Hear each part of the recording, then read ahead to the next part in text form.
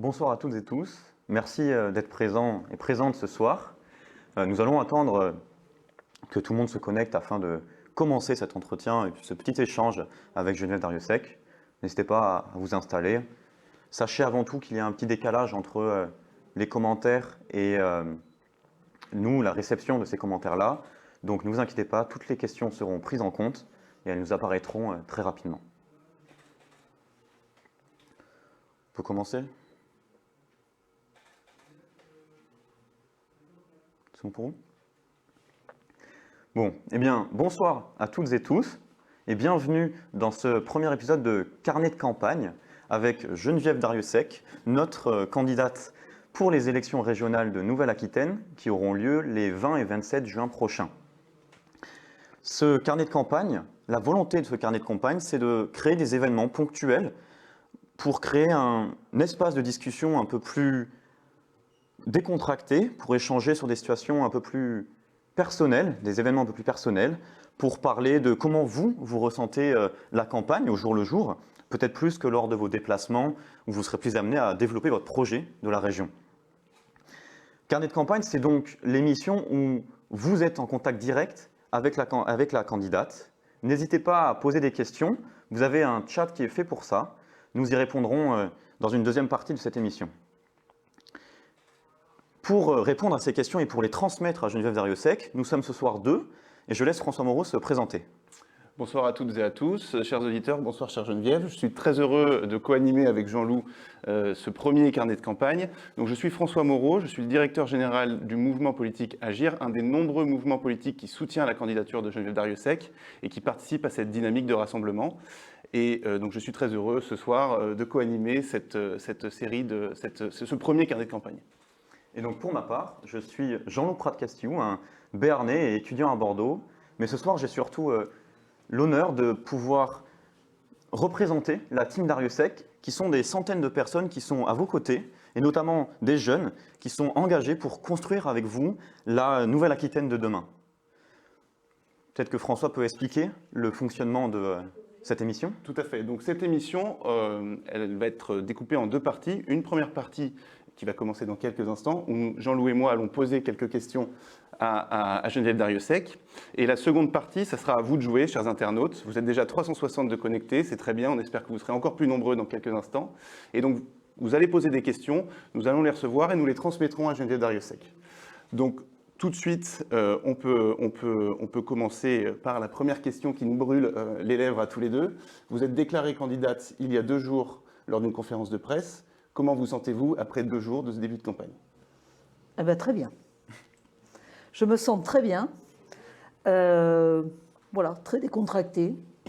J'ai eu la joie et le plaisir de pouvoir rentrer chez moi à Mont-de-Marsan et samedi aller faire mon marché comme toujours. Et j'ai rencontré beaucoup de mes concitoyens, des Montois qui étaient souriants, qui avaient bien vu que qui savaient que j'avais déclaré ma candidature, qui m'ont beaucoup encouragée. Et je dois dire que voilà, les choses se font naturellement et je suis très heureuse de l'avoir fait dans des bonnes conditions, même si elles étaient un peu particulières compte tenu du fait de cette crise sanitaire. Mais je pense que voilà, c'est lancé, c'est parti. Nous sommes maintenant avec toute l'équipe et tous les jeunes qui m'entourent ici dans ce QG de campagne, et puis toutes les équipes qui sont sur le terrain, bien sûr, nous sommes partis pour cette belle aventure. Et vous avez souhaité mettre en place ces carnets de campagne, cet échange. Pourquoi donc ? Bon, moi, j'adore le contact avec les gens. J'aime les voir, j'aime voir leurs yeux, j'aime les entendre, enfin, ils m'inspirent et puis je m'imprègne aussi de ce qu'ils me disent. Bien entendu, nous allons avoir un mode de campagne un peu particulier, au moins dans les premières semaines. Et les moyens numériques ne font pas tout, mais ils nous permettent quand même de pouvoir échanger. Donc voilà, je trouvais que c'était un bon moyen pour toucher le plus grand nombre dans cette très grande région et ces 12 départements. Et je peux voir un petit peu, certains disent d'où ils viennent. C'est formidable parce qu'ils sont des 12 départements. Et c'est un moyen d'échange et je ne vais pas bouder mon plaisir ce soir. Ça permet aussi peut-être de montrer un peu les coulisses de la campagne, de faire voir un autre aspect de cette aventure qui va durer jusqu'au 20 et 27 juin, puisqu'on le rappelle quand même, les dates de l'élection seront donc les 20 et 27 juin prochains. Donc Jean-Loup peut-être. Oui, justement, vous parlez du fait d'établir un lien avec les personnes. Il est vrai que quand quand des citoyens vont confier des responsabilités politiques à quelqu'un, ils préfèrent connaître cette personne-là. Si vous deviez décrire qui est Geneviève Darrieussecq, quel est son parcours en quelques mots, lesquels choisiriez-vous? D'abord, je suis une femme. Et c'est vrai que dans ce milieu politique, eh bien, voilà, c'est quelquefois, ce n'est plus exceptionnel, heureusement, mais c'est quelquefois important, parce que je reste persuadée que nous avons des approches souvent différentes. Je suis une femme qui aime partager, qui aime construire avec les autres. Et j'avoue que bon, ma vie a été, ou ma vie est une vie très remplie. Je suis médecin. Je suis très très attachée, bien sûr, à tous les sujets de santé, les sujets sanitaires, et actuellement, on voit bien que nous sommes en plein dedans. J'ai exercé ma profession pendant 25 ans, et à l'hôpital et en cabinet en exercice libéral. Et ensuite, je me suis engagée dans la vie publique. Voilà, conseillère régionale pendant 2 mandats, maire de Mont-de-Marsan en 2008, présidente de l'agglomération en 2009, conseillère départementale en 2015, et puis députée en 2017, mais en définitive, je n'ai jamais siégé à l'Assemblée nationale puisque j'ai été nommée au gouvernement. Et je suis donc depuis 4 ans maintenant dans ce gouvernement. J'en éprouve beaucoup de fierté, beaucoup d'honneur. Et en fait, bon, ma devise, ça a toujours été de servir en définitive. J'aime pousser des actions, y compris dans ma profession. Je me suis beaucoup engagée dans des associations, dans du syndicalisme, parce que j'aime agir, j'aime faire bouger les choses. Et dans l'action publique, je trouve qu'on s'occupe concrètement de la vie des gens, des projets, et d'améliorer toujours les choses pour eux. Et ça, j'aime le co-construire avec d'autres. Donc c'est à la fois savoir écouter, je crois que c'est mon métier de médecin qui veut ça, c'est savoir écouter, savoir poser les bonnes questions, savoir faire un diagnostic et puis certainement construire les solutions pour améliorer les choses. Peut-être du coup commencer par le début et revenir sur votre engagement professionnel. Vous nous avez dit que vous êtes médecin de formation. Je pense que quand on est médecin, on le reste toute sa vie. Et on sait que vous avez remis la blouse blanche au moment de la première vague du Covid, en toute discrétion, mais vous avez tenu à porter main forte au personnel soignant qui a fait face à cette première vague du Covid. Et peut-être ça serait intéressant d'avoir votre retour en tant que femme engagée dans la vie publique, mais également engagée dans le corps soignant. Comment avez-vous vécu cet épisode assez extraordinaire et qui a été très difficile à vivre pour la population française? Avant de répondre à ça, je vais quand même finir sur ma vie personnelle, parce que je n'ai pas dit quelque chose de très important. C'est que j'ai 4 enfants, que j'ai aujourd'hui 9 petits-enfants, et que mon mari, mes enfants, ma famille, pour moi, c'est ma base de vie. Voilà, ce sont tous les piliers de ma vie et que tout cela compte énormément et je sais qu'ils me soutiennent, ils m'ont toujours soutenue dans tout ce que j'ai réalisé et pour moi, c'est absolument essentiel. Pour la question que vous posiez, François, sur la blouse blanche, bon, je me suis retrouvée à Paris dans une période où, en fait, je suis restée à Paris seule pendant pratiquement 1 mois et demi, puisque tout le monde était confiné de façon très stricte. Alors, inutile de dire que nos activités ministérielles ont été très bouleversées, que bien entendu, progressivement, nous sommes passés aux visio, enfin tout ce que nous connaissons maintenant de façon régulière. mais que nous ne pouvions plus nous déplacer, que nous avions... Donc j'ai considéré que j'avais du temps et que je pouvais dégager du temps. Et quand je voyais sur le terrain, parce que je ne l'ai pas dit là aussi, mais je suis présidente de la Fédération hospitalière de France Nouvelle-Aquitaine, donc je connais tous les établissements de santé de notre grande région par cette présidence, et je travaille avec eux bien entendu. Et nous avions des réunions régulières entre présidents de ces fédérations régionales, et je voyais bien l'ampleur que cette épidémie prenait dans les hôpitaux. Et je savais aussi, parce que je m'occupe du service de santé des armées dans mes fonctions, que les hôpitaux militaires étaient comme les autres, sous la vague. Donc j'ai tout simplement proposé de remettre la blouse et de les aider. Alors de façon modeste, 3 demi-journées par semaine. Mais ce que je faisais, eh bien, pendant ce temps-là, un médecin pouvait se reposer ou faire autre chose. Bon, voilà, j'ai essayé de porter un peu ma pierre à l'édifice. Mais vous savez, s'il est nécessaire que j'aille, par exemple, vacciner dans un centre de vaccination, même pendant la campagne électorale, je le ferai avec plaisir. Au final, les valeurs humaines semblent être la marque de fabrique de votre action tout au long de votre engagement. Comme on peut le voir avec votre parcours, vous avez évoqué Mont-de-Marsan.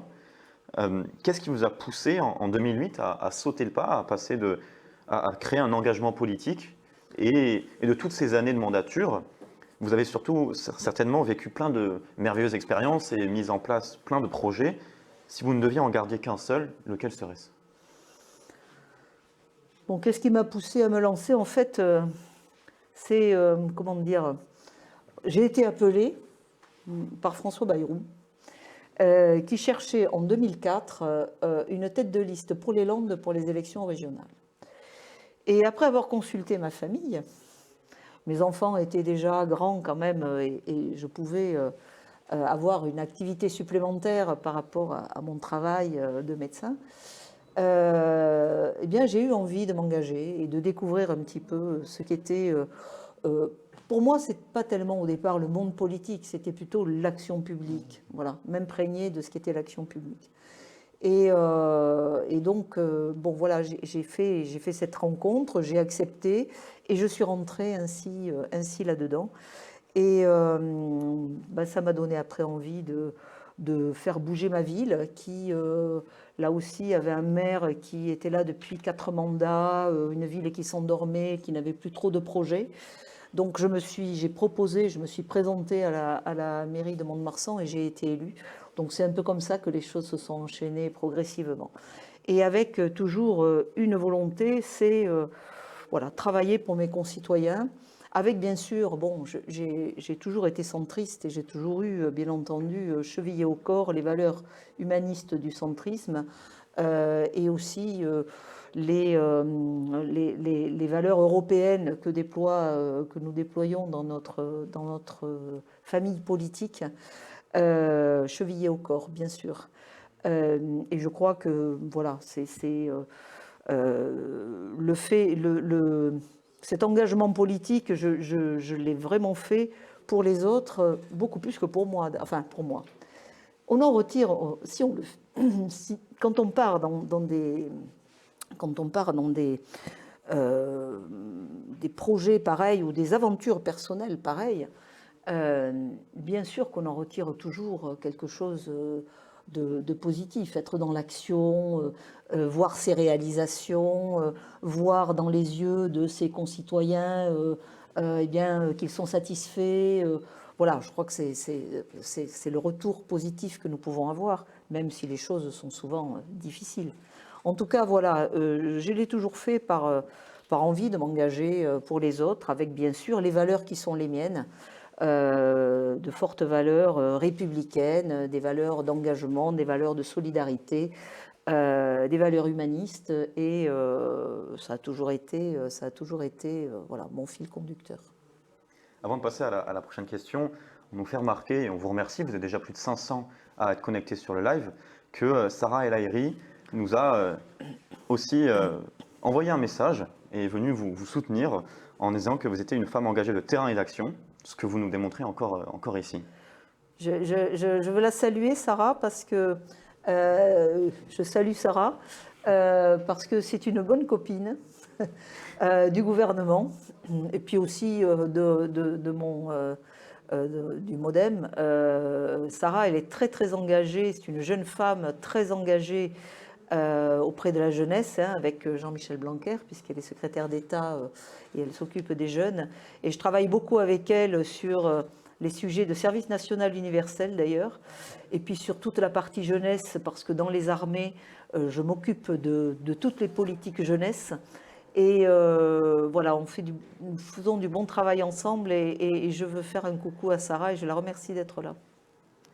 Donc on a pu revenir un peu sur vos engagements professionnels en tant que médecin, sur vos engagements politiques, notamment à Mont-de-Marsan. Et vous avez évoqué au début dans votre présentation des engagements associatifs importants. Donc j'aimerais peut-être revenir un peu plus sur cet aspect-là, et en particulier sur un aspect qui est celui du sport, puisqu'on sait très bien que vous avez une ferveur particulière pour un sport qui est très important dans la région de Nouvelle-Aquitaine, le rugby. Est-ce que vous pourriez nous expliquer un petit peu d'où ça vous vient, cette ferveur pour ce sport? Oui, alors j'ai eu des engagements associatifs dans mon métier déjà, puisque j'ai été présidente d'une association de formation continue et présidente d'un syndicat national qu'avec des amis et collègues nous avions créé d'ailleurs. Je suis allergologue et c'était un syndicat d'allergologues. Et ensuite, je me suis engagée effectivement en tant que médecin bénévole du Stade Montois Rugby, à l'heure où le Stade Montois Rugby passait à l'étage professionnel. C'était l'époque de la professionnalisation du rugby. Et il fallait tout construire sur le plan médical. Et donc le président de l'époque m'avait m'avait demandé de venir les rejoindre. Je faisais ça de façon bénévole, je le dis. Mais c'est la famille du rugby, je la connais bien. Si je suis venue m'installer, moi qui suis landaise du Sud, si je suis venue m'installer à Mont-de-Marsan, c'est parce que en fait, je suis mariée avec un rugbyman qui est un très bon joueur de rugby et qui est venu jouer à Mont-de-Marsan et qui a joué pendant de nombreuses années. Donc le rugby a été, en définitive, a été un petit peu le déclencheur de tout, puisque je me suis installée à Mont-de-Marsan, j'y ai fait ma vie, j'y ai eu mes enfants, j'y ai développé mon activité, j'ai été mère et j'ai beaucoup d'attaches, bien sûr, avec ce club de rugby. Mais j'adore le rugby. Voilà, c'est un sport que j'aime. C'est un sport qui porte des valeurs extraordinaires. Là aussi, hein, il faut jouer en équipe, il faut pousser ensemble si on veut gagner, comme dans une campagne électorale. Voilà, c'est vraiment le sport collectif avec un engagement important et un engagement pour l'autre, plus que pour soi. Donc voilà, c'est un très beau sport et je pense effectivement que c'est le sport qui est un peu le sport fil rouge de notre région, puisqu'on a quand même de très très beaux clubs à La Rochelle, à Brive, à Bordeaux, à Bayonne, à Biarritz, à Pau, à Mont-de-Marsan, à Agen. Je peux tous les citer. Je ne vais pas tous les citer. Certains vont se sentir frustrés, mais je suis le top 14, je suis la Pro D2, je suis les matchs de l'équipe de France. Je suis très rugby. Vous avez beaucoup évoqué aussi votre famille depuis le début de cet entretien. À l'heure où le début de la campagne vient tout juste d'être sifflé, on sait que les deux mois qui vont suivre vont être ponctués d'un rythme assez effréné. Comment le vit votre famille justement? Ma famille le vit bien. Je suis très aidée. Effectivement, je n'ai plus d'enfants à la maison. Ils sont tous dans leur vie personnelle, professionnelle et familiale, puisque j'ai 9 petits-enfants. Et c'est vrai que, mais mon mari m'aide beaucoup. Voilà, il est très actif sur la campagne. C'est un soutien hors pair. Et puis mes enfants aussi seront très actifs dans la campagne. Ils m'ont toujours soutenue dans tout ce que j'ai fait et c'est une force. Les bons rugbymen sont souvent en soutien. Vous le disiez. Nous sommes une famille très rugby, tous en soutien. On va bientôt passer à la phase des questions des internautes. Je le vois, ils sont presque 600, donc c'est vraiment super, il y a beaucoup de questions. On va les aborder très rapidement. Juste pour terminer cette première partie, dans quel état d'esprit vous abordez ces 2 mois de campagne qui arrivent? Une grande motivation, une grande concentration aussi, une grande responsabilité, parce qu'en fait, comment dire, je m'engage vraiment dans ce combat, parce qu'une campagne électorale, c'est toujours un combat. Je sais que je ne suis pas seule, je m'engage personnellement, c'est vrai, mais j'aurai une équipe avec moi. Et je ne sais travailler qu'en équipe. Il y aura des équipes dans tous les départements, et nous allons porter tout cela ensemble, chacun à notre niveau, de façon active pendant 2 mois.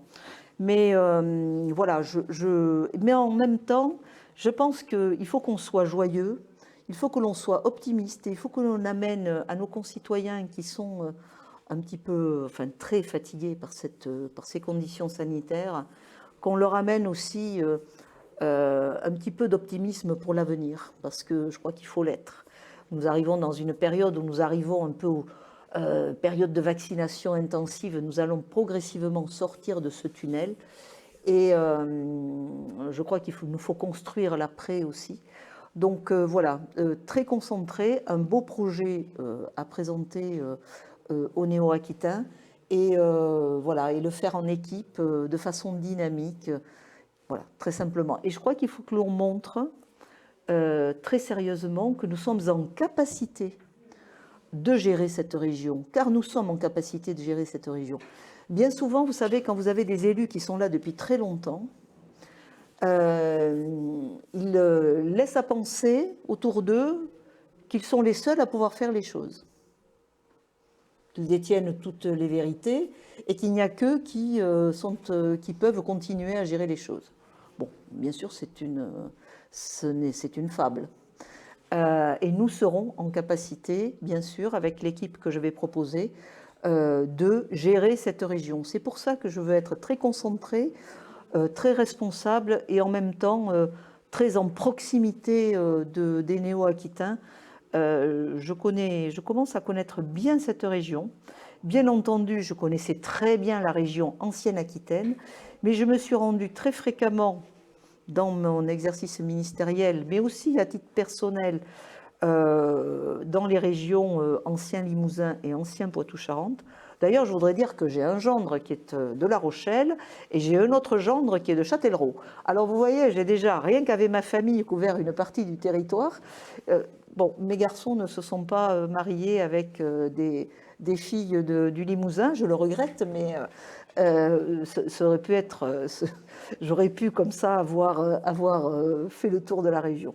Donc voilà, il faut être à la fois sérieux, avoir porté son programme de façon forte, responsable, montrer qu'on est en capacité de prendre les rênes, mais également voilà, être aussi, voilà, il faut savoir sourire, il faut être décontracté. Je n'ai pas l'habitude de, comme on dit, me prendre au sérieux, et je n'ai pas l'habitude de développer de la langue de bois. Voilà. Donc je vais rester nature comme je suis. Chère Geneviève, je vous propose de passer aux questions, qui sont déjà nombreuses. On vient tout juste de passer les 600 personnes connectées pour ce live. On vous remercie de nouveau. N'hésitez pas encore une fois à poser des questions. Et on nous signale que Madame Christelle Dubos vous a aussi soutenu en indiquant qu'elle vous donnait tout son soutien pour cette campagne, en vous qualifiant d'une femme de qualité proche des gens. Peut-être qu'on pourrait commencer la première question avec Régine dans le chat qui nous demande: le changement climatique est-il une de vos priorités? Je crois que c'est la priorité de tout le monde. Et ce sera normalement la priorité de toutes les formations politiques.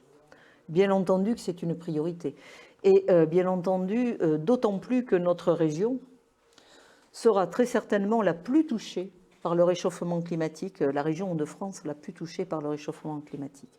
Donc nous avons véritablement des enjeux qui sont des enjeux majeurs. À prendre. Alors, on ne peut pas dire que rien n'a été fait dans ce domaine-là. il y a longtemps que dans beaucoup de communes, eh bien, des maires, des présidents d'intercommunalité développent des politiques pour, par exemple, essayer de développer des pistes cyclables, encourager les transports en commun. Bon, mais c'est vrai qu'il faut que nous accélérions et c'est vrai qu'il faut que nous ayons également une politique très volontariste enfin une structuration en tout cas très volontariste dans un domaine qui me tient particulièrement à cœur, c'est la ressource en eau.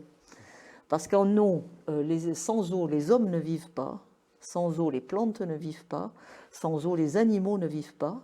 Donc nous avons besoin de nous préparer et de préparer notre région pour le siècle à venir à pouvoir préserver cette ressource, à pouvoir assurer cette ressource d'abord pour l'humain, à pouvoir la préserver, à pouvoir bien la partager et à pouvoir faire en sorte que voilà, cette ressource essentielle pour la santé de chacun soit toujours en abondance suffisante dans notre région.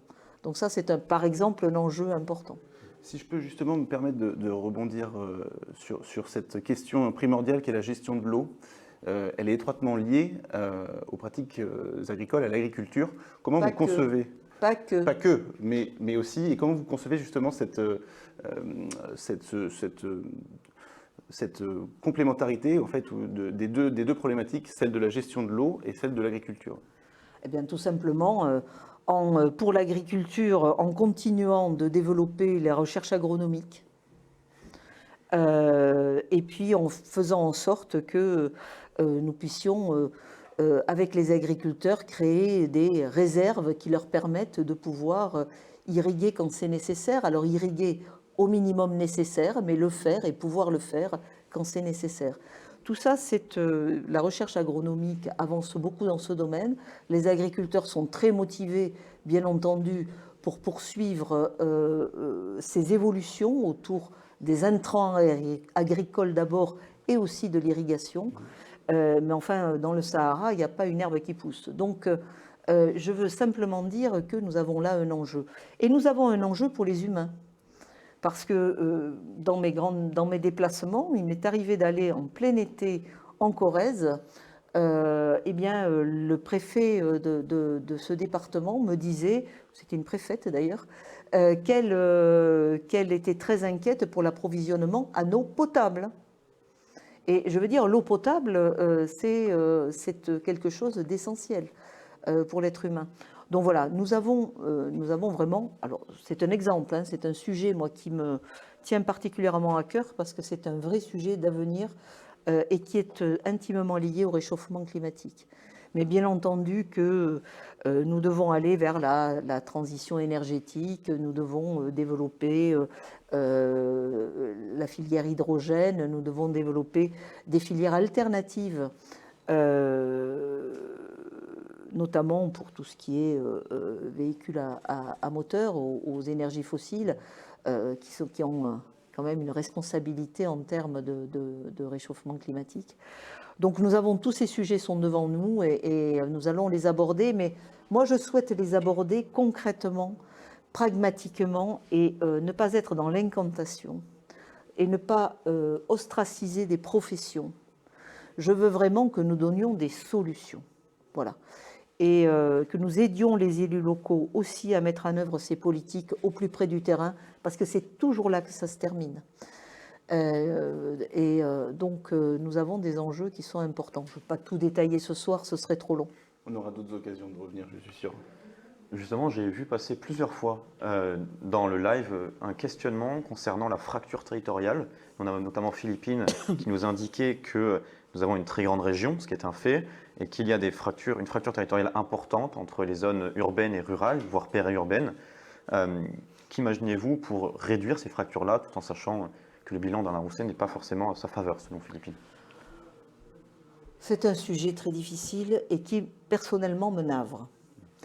Vous voyez, pendant mes 25 ans d'exercice de mon métier de médecin, voilà, je voyais beaucoup de patientèle, des personnes avec qui j'avais beaucoup d'échanges, parce que ma spécialité nécessitait que j'ai beaucoup d'échanges.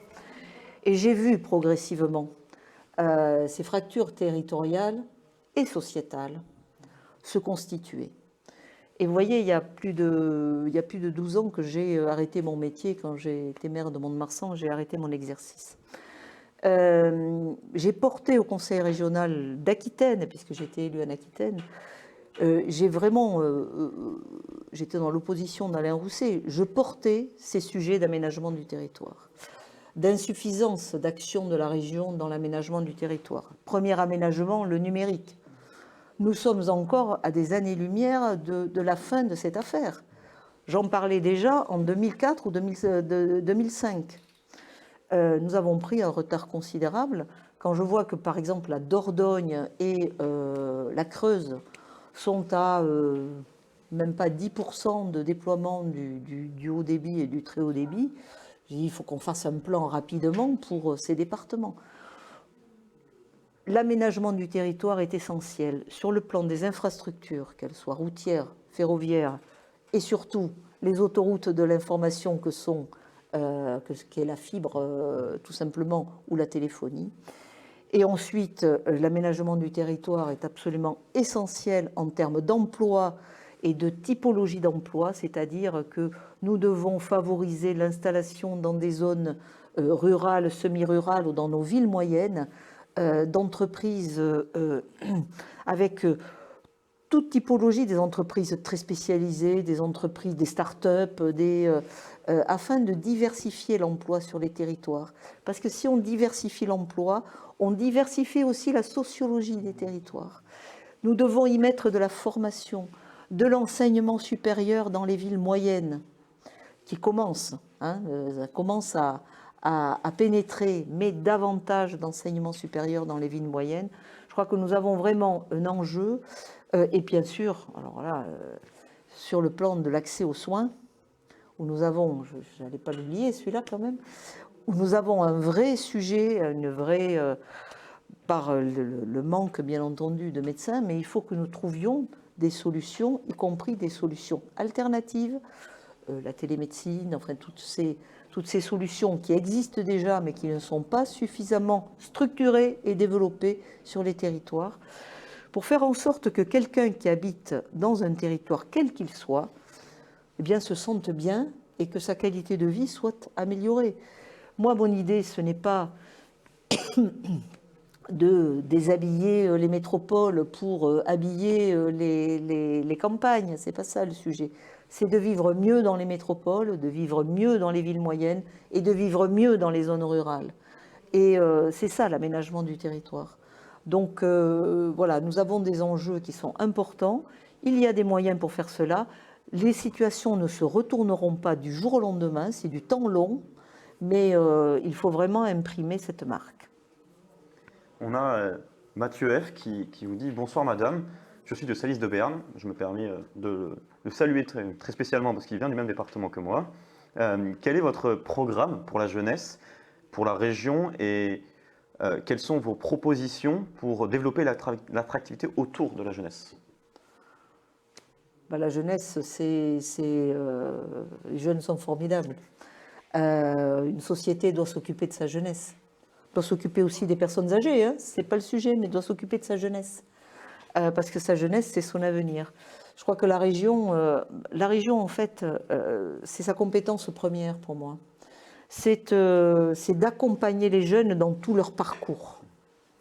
Et cet accompagnement ne doit pas s'arrêter. Il doit être complet, fort et adapté, bien sûr, aux différentes situations.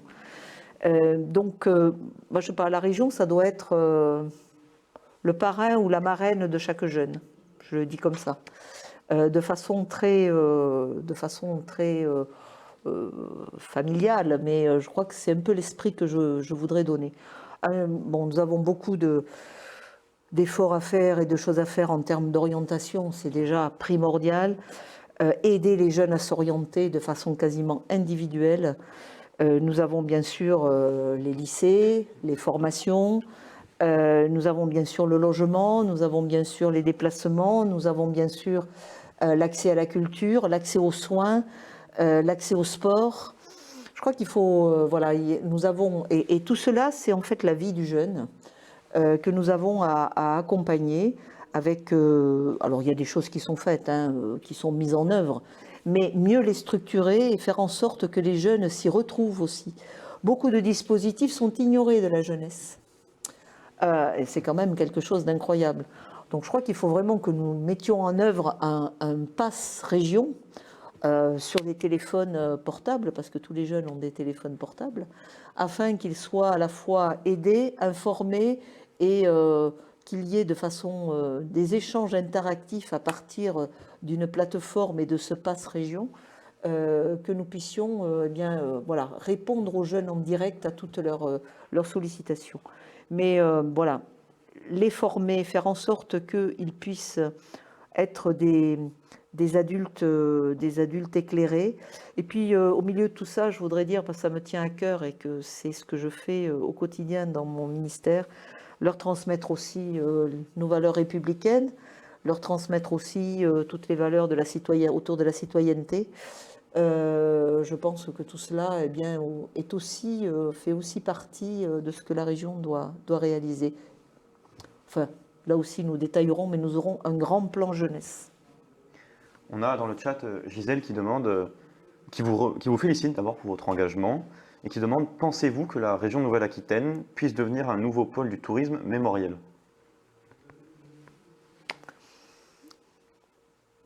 Il y a des lieux mémoriels très importants dans cette région et je pense qu'il faut continuer bien sûr à développer toute cette mémoire, que ce soit de la mémoire combattante, de la mémoire résistante. Je pense par exemple en Corrèze, où il y a une mémoire autour de la résistance qui est très forte. J'ai participé d'ailleurs à des cérémonies là-bas. Oui, bien sûr, parce que ce qu'il faut voir dans la mémoire, mais ça c'est mon job de tous les jours, je veux dire, c'est que ce n'est pas quelque chose de désuet, de has-been, comme diraient certains jeunes, de désuet, d'ancien, et non, au contraire.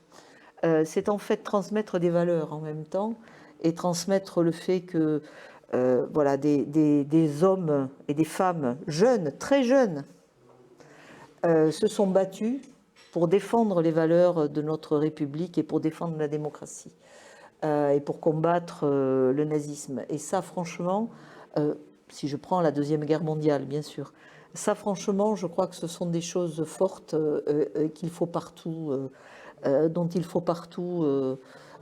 C'est pas un enseignement, la mémoire, mais c'est une vraie transmission qu'il faut transmettre partout. On a Maria Luisa sur Facebook qui dit qu'elle est chef d'orchestre italienne.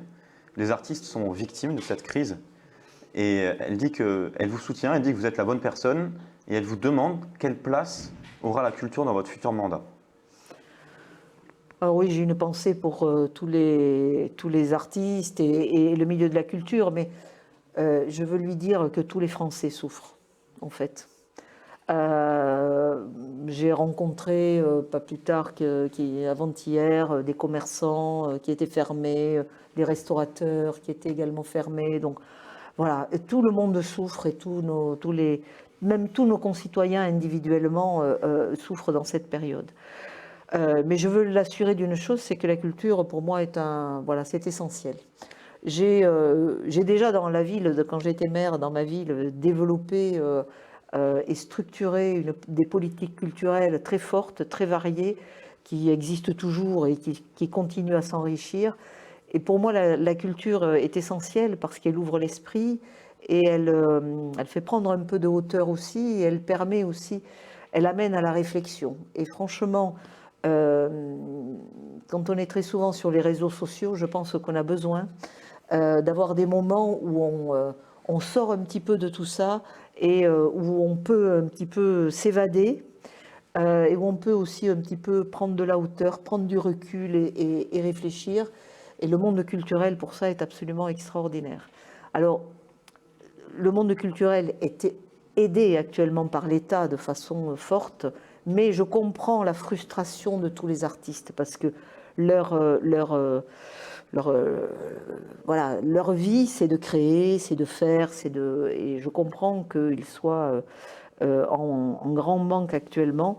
Bon, nous, au niveau de la région Nouvelle-Aquitaine, nous avons la chance d'avoir des magnifiques scènes, d'avoir des magnifiques orchestres, d'avoir de magnifiques artistes dans le domaine, dans tous les domaines d'ailleurs.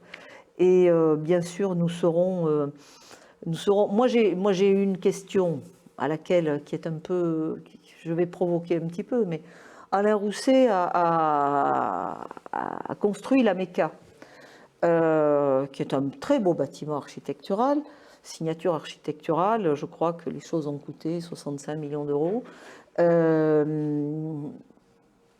J'irai visiter avec attention ce lieu.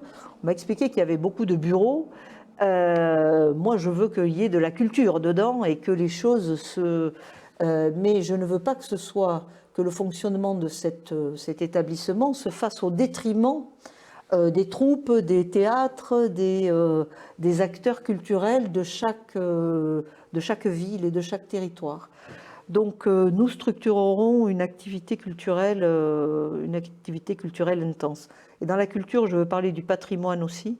On a une région extraordinaire avec un patrimoine magnifique, un patrimoine bâti magnifique. Et tout ça, en plus,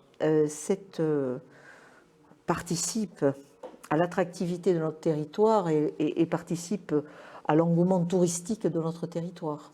Donc, il faut vraiment que nous cultivions tout cela pour les néo-aquitains et puis aussi pour tous ceux qui viennent nous voir sur nos belles terres. On a Pierre dans le chat qui nous demande aussi quelles sont vos priorités en matière de lutte contre le réchauffement climatique et comment envisagez-vous la transition écologique dans cette région au terroir si différent? Je crois que les priorités, on a tous les mêmes. Enfin, les priorités, on a tous les mêmes, c'est-à-dire faire en sorte de pouvoir atteindre les objectifs de stabiliser les montées de température qui se font progressivement sur nos territoires. Alors, et chaque territoire doit agir. Il y a la rénovation énergétique. On sait bien que l'énergie qui n'est pas dépensée, mais c'est quand même la meilleure. Les rénovations énergétiques, eh bien, il faut mettre un coup de boost sur les rénovations énergétiques, y compris des bâtiments publics. Pour moi, ce sera tous les lycées. Il faut que tous les lycées ils dépendent de la région. C'est à minima tous les établissements qui dépendent de la région qui doivent être parfaits sur le plan de l'isolation. Nous avons également, bien sûr, on le sait tous, il faut diminuer l'empreinte carbone des véhicules. Nous savons que ceci est un objectif majeur. Bien sûr, la filière hydrogène, nous avons pris beaucoup de retard dans cette région. Bien entendu qu'il faudra que nous boostions la filière hydrogène et que nous la structurions avec les chefs d'entreprise qui travailleront dans ce domaine-là. Les batteries électriques, nous sommes un petit peu plus avancés que dans l'hydrogène. Bien sûr que c'est aussi une réponse pour limiter les énergies fossiles. Favoriser les transports en commun, mais en mettant des trains à hydrogène ou à batterie électrique, mais en mettant aussi des bus à hydrogène, par exemple, dans notre région. Il faut aussi que la région qui prône certaines pratiques soit exemplaire dans ce domaine. Je crois que c'est important. Donc nous avons tous les mêmes objectifs en définitive. L'idée est de savoir comment on y va et avec quelle intensité. Moi, je pense qu'il faut le faire de façon massive, en alliant croissance économique et bien sûr transition. Je voudrais dire qu'il faut que nous soyons d'une aide de tous les jours pour nos entreprises, bien sûr, parce que j'ai parlé des transports, j'ai parlé des bâtiments, des logements et par exemple des bâtiments publics, mais nous devons aider tout le secteur économique aussi à mettre en œuvre cette transition dans chaque entreprise. Donc je pense que ce sont nos piliers majeurs à développer dorénavant. Alors, j'ai vu passer tout à l'heure une question très intéressante de Nicolas dans les Deux-Sèvres, que je salue particulièrement étant moi-même de Sévrien, qui voulait vous poser donc la question qui, à mon avis, est une question très importante. C'est comment rapprocher la région de ces territoires les plus éloignés. Parce qu'on l'a dit, Jean-Loup le disait tout à l'heure, la région de Nouvelle-Aquitaine est une région qui est très grande géographiquement parlant. Comment vous, présidente de la région, vous ferez en sorte que la région concerne tout le monde, tous les territoires, même ceux qui sont les plus loin de Bordeaux? Bon, nous avons... je suis navrée que partout où je pose la question, eh bien, nos concitoyens ne connaissent pas leurs conseillers régionaux. Dans aucun département, ou quasiment pas. J'ai posé la question ici dans la rue, à Bordeaux, à 3 personnes, il y a 3 jours, en leur demandant s'ils connaissaient le nom du président de la région. Ils m'ont dit non. Vous ne pouvez pas me donner le nom du président de région. Donc effectivement, c'est une collectivité qui est éloignée des concitoyens et qui s'est aussi éloignée par la gouvernance qu'elle a mise en œuvre, qui est en œuvre actuellement. Moi, je veux remettre de la région dans chaque département. Il faut que dans chaque département, il y ait une instance avec la région, le conseil départemental et les présidents d'intercommunalités et des communes également qui souhaiteraient participer, pour qu'ensemble on détermine justement l'aménagement de ce territoire. L'aménagement de la Creuse n'est pas le même que les besoins d'aménagement de la Charente-Maritime, par exemple. Donc je crois vraiment que nous avons besoin de cette réflexion très localisée.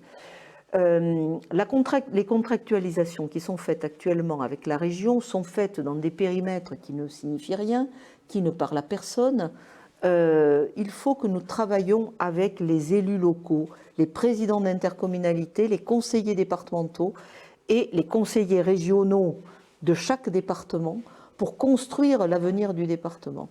Il faut que la région revienne dans chaque département avec peut-être une maison de l'Aquitaine, je ne sais pas comment on pourra l'appeler, qui soit un lieu ressources, en ressources humaines administratives, en ressources humaines également sur le plan de l'ingénierie, pour aider les territoires et pour construire avec eux, afin que nous ayons également, quand je parle administratif, quand vous avez une entreprise, que vous devez faire un dossier pour la région, vous l'envoyez souvent à Bordeaux, vous ne savez pas où, et vous recevez, parce que je parle de cas que je connais, hein, vous recevez des réponses, il manque des pièces, vous avez un interlocuteur que vous n'avez jamais vu, que vous ne connaissez pas.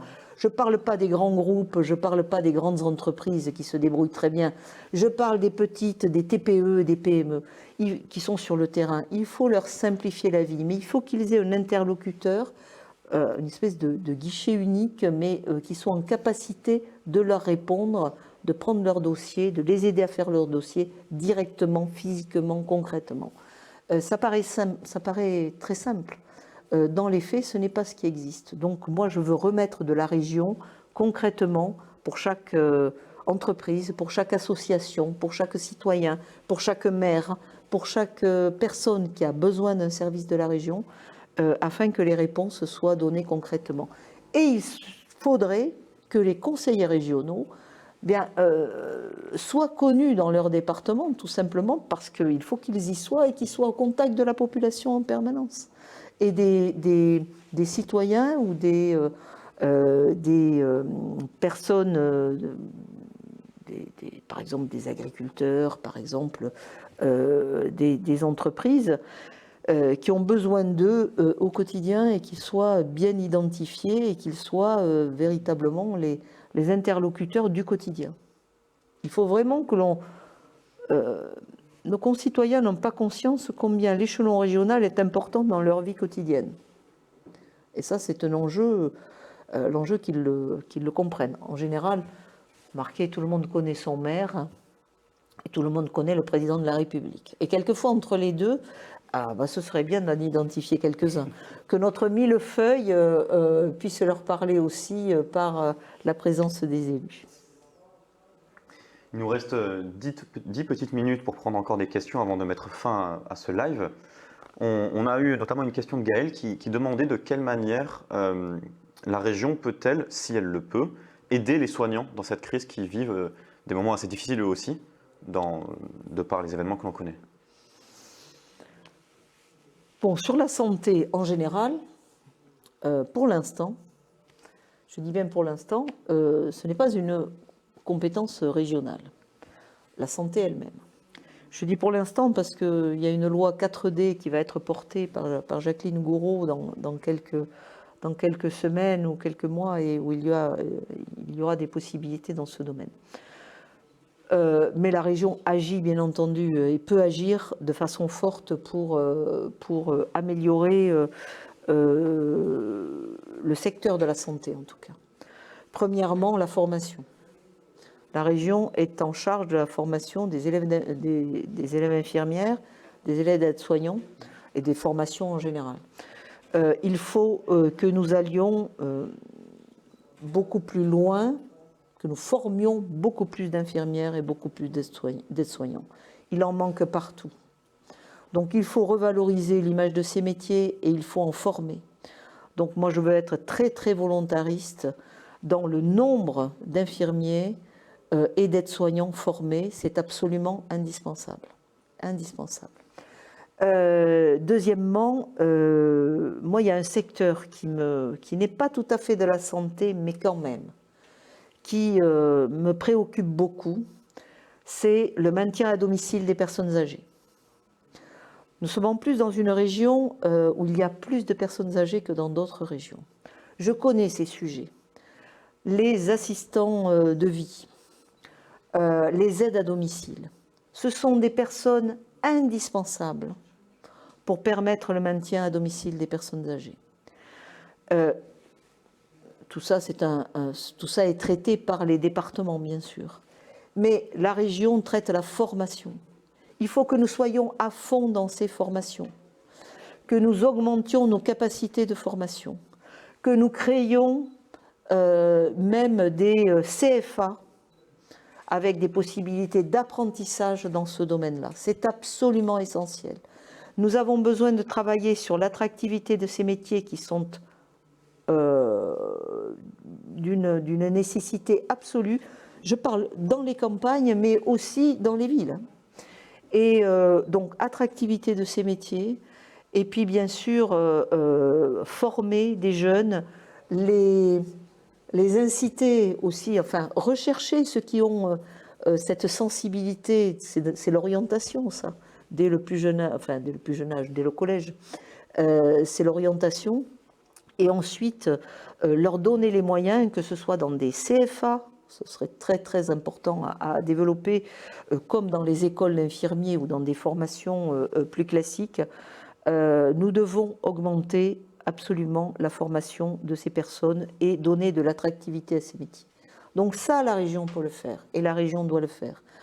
Et puis ensuite, dans le domaine de la santé, nous aurons d'autres sujets, les sujets bien sûr de la recherche, de nous redonner de la souveraineté, de l'autonomie dans certains domaines, les médicaments, les matériels médicaux. Donc nous avons véritablement des enjeux qui sont des enjeux de recherche, de développement, d'innovation, de développement qui sont devant nous, et bien sûr nous aurons bien sûr des réponses à tout cela. Je vois Isabelle qui dit « Les IFSI ont augmenté de façon significative leur nombre d'étudiants depuis le Ségur de la santé ». Elle a absolument raison, puisque le Ségur de la santé a prévu des nombres d'étudiants en études d'infirmiers et en études d'aide-soignants bien supérieurs à ce qui existe aujourd'hui. Mais je crois que véritablement, la région peut même, si elle le veut, aller encore plus loin, parce que les besoins sont très importants et financer, elle, en complémentarité de ce que fait l'État et le gouvernement, qui est déjà très significatif, peut venir, elle aussi, si la région et le président de région ou la présidente de région jugent que les besoins sont encore plus importants, eh bien, il faut y aller et il faut le réaliser. On a une question un peu plus légère, si j'ose dire, de la part d'Ariel, qui vous demande tout simplement comment s'est passée votre journée aujourd'hui. Ah bah très bien. Écoutez, ce matin, j'étais dans ma maison, que j'aime beaucoup, en plein centre-ville de Mont-de-Marsan. J'avais bien dormi cette nuit, donc je me suis réveillée, j'étais en forme. J'ai pu passer la matinée un peu avec mon mari, mais beaucoup au téléphone, alors voilà. Et puis j'ai pris, pour venir ici à Bordeaux, le TER à 15h14 à la gare de Mont-de-Marsan.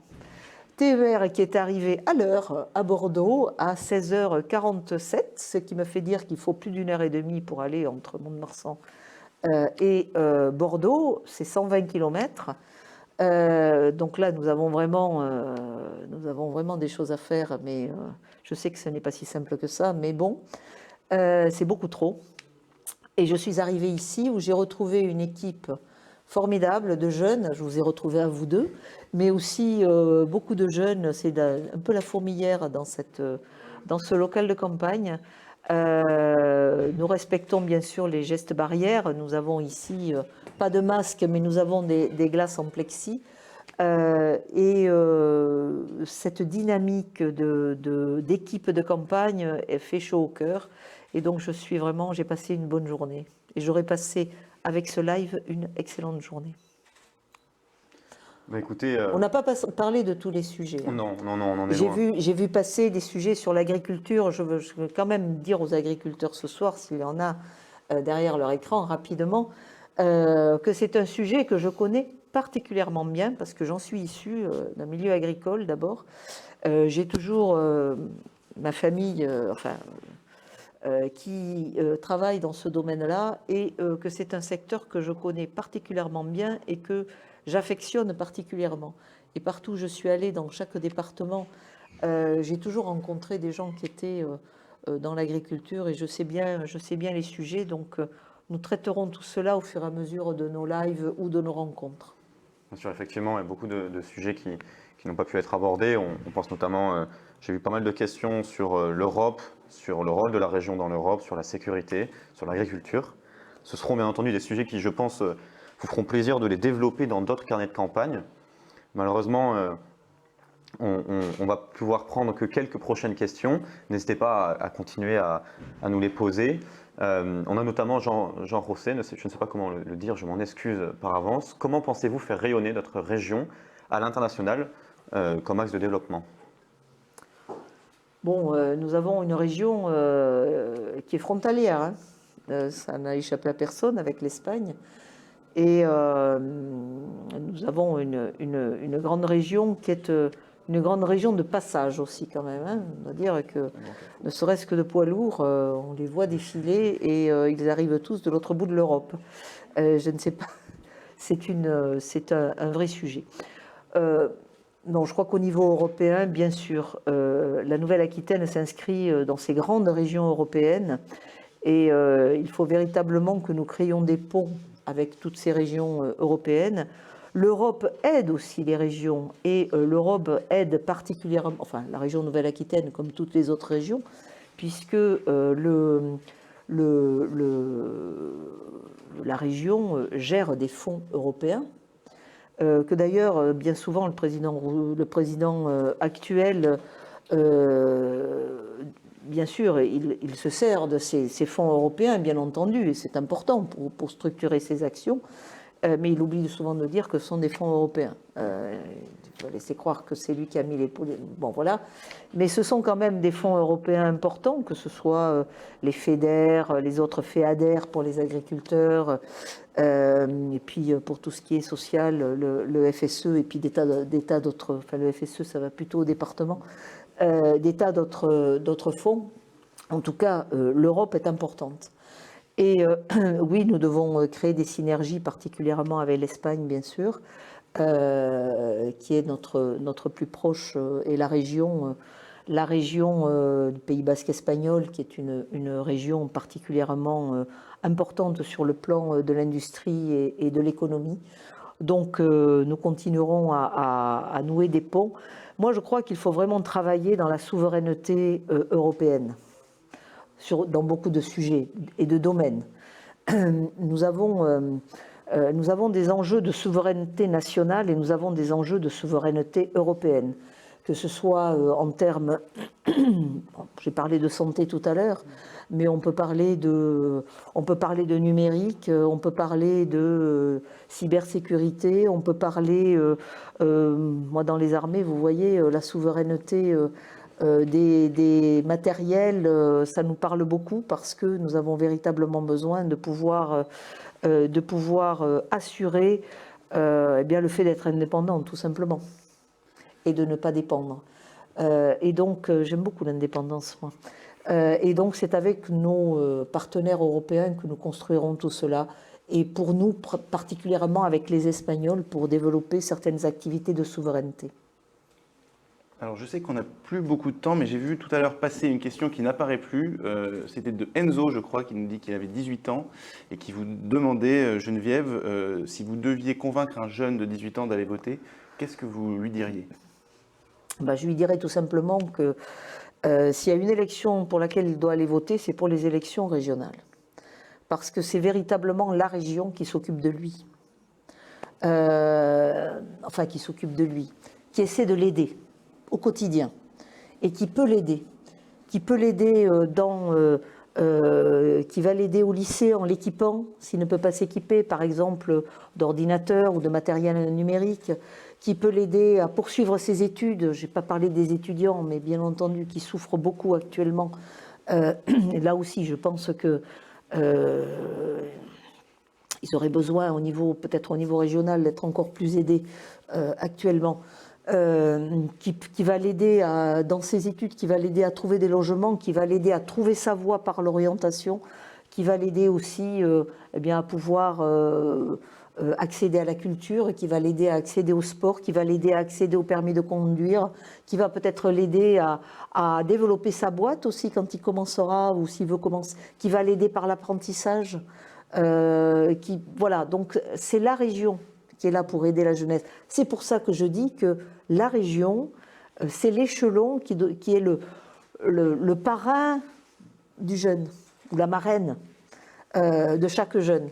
Parce qu'en fait, il l'aide dans tout ce parcours si important pour lui et si engageant pour sa vie d'adulte.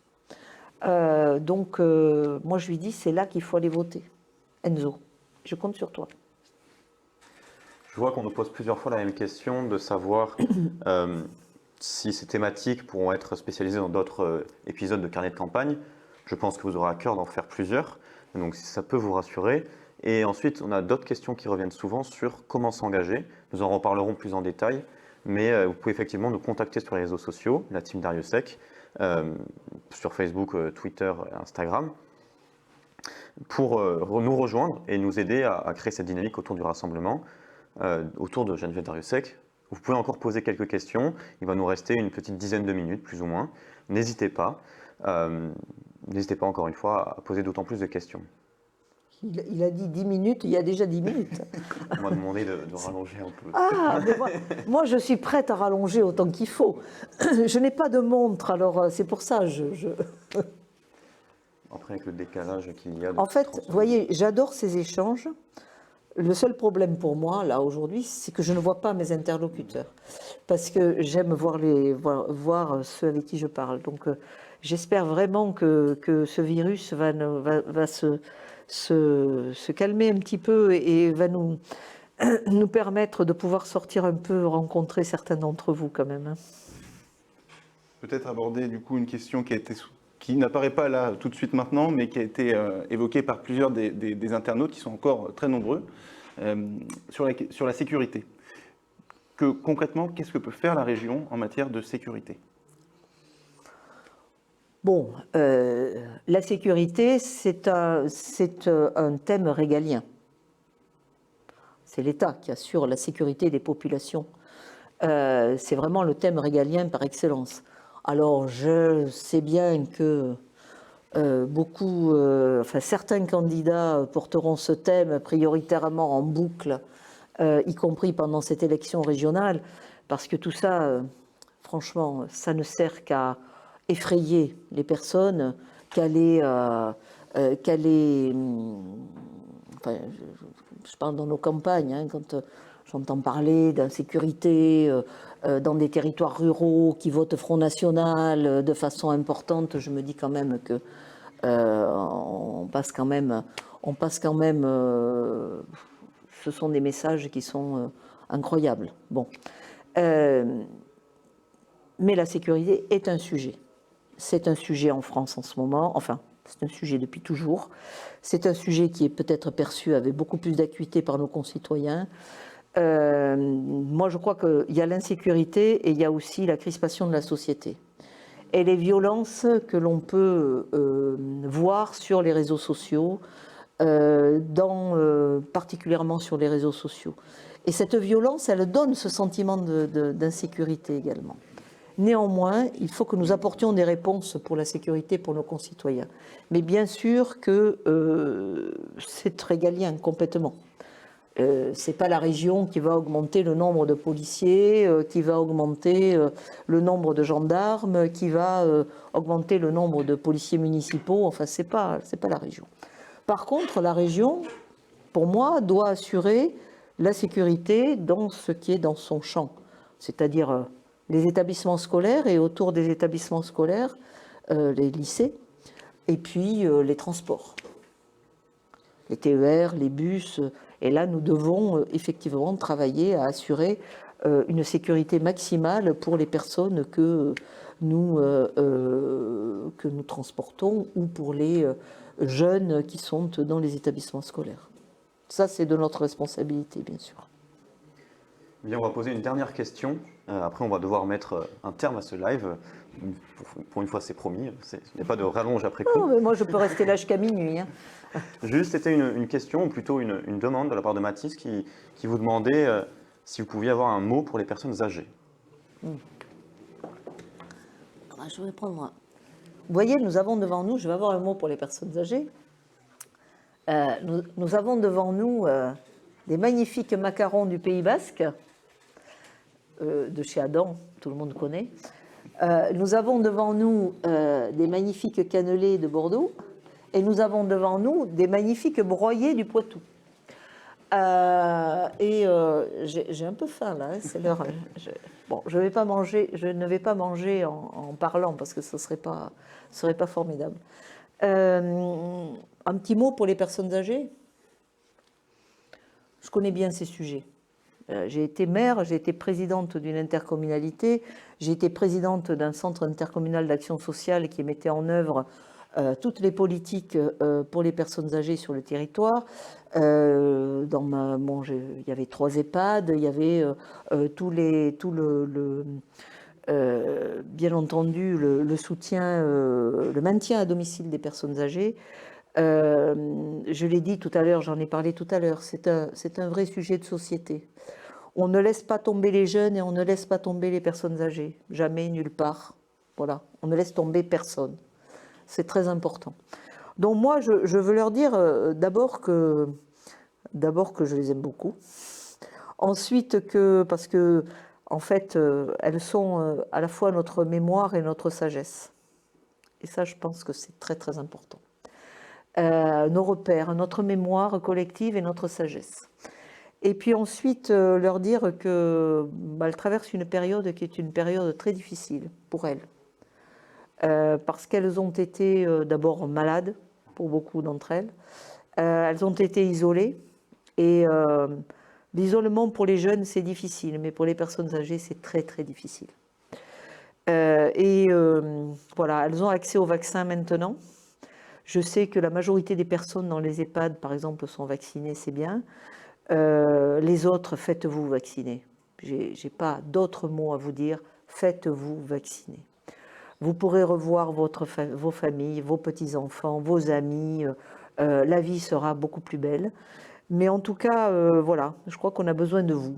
Et que notre société, qui part quelquefois dans tous les sens, a besoin de repères. Et voilà, vous êtes notre repère et quelquefois notre boussole.